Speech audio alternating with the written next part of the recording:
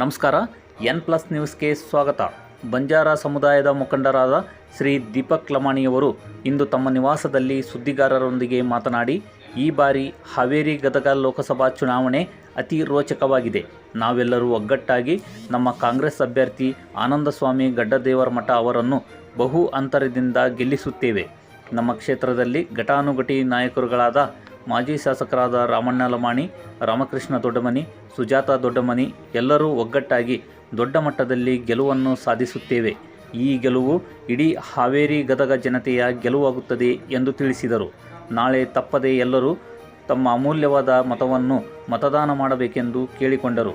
ಈ ಸಂದರ್ಭದಲ್ಲಿ ನೀಲಪ್ಪ ಕಡಪಟ್ಟಿ, ಯಲ್ಲಪ್ಪ ಶಿರಹಟ್ಟಿ, ಶಂಕರಪ್ಪ ಗೋಣಪ್ಪ ಶೆಟ್ಟಿಕೇರಿ, ನಂದೀಶ್ ನಾಯಕ್, ಶೇಖಪ್ಪ ಅಕ್ಕಿಗುಂದ ಮುಂತಾದವರು ಉಪಸ್ಥಿತರಿದ್ದರು. N+ news, Lakshmeshwar.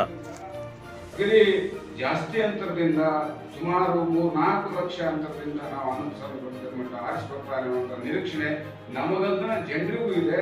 ಆದುದರಿಂದ ಜನರು ಅಗ್ನಿ ಸೃಜನಶೀಲ, ಒಳ್ಳೆ ಚಾರಿತ್ರವಂತರು, ಒಳ್ಳೆ ಜನನಾಯ ಆದಂಥ ಈ ಗಡ್ಡದೇವರಮಠ ಫ್ಯಾಮಿಲಿ ಏನೈತಲ್ಲ, ಆ ಗಡ್ಡದೇವರಮಠ ಫ್ಯಾಮಿಲಿಯ ಚಿರಂಜೀವಿ ಆದಂಥ ಆನಂದಸ್ವಾಮಿ ಗಡ್ಡದೇವರಮಠ ಅವರು ಅಷ್ಟೇ ಸೃಜನಶೀಲರು, ಅಭಿವೃದ್ಧಿಶೀಲರು, ಜನಪರ ಉಪಕಾರಿಗಳಾದ. ಆದ್ದರಿಂದ ಆರಿಸ್ಕೊಳ್ತಾರೆ ಅಂತೇಳಿ ನಮ್ಮ ಮತ್ತು ಜನರು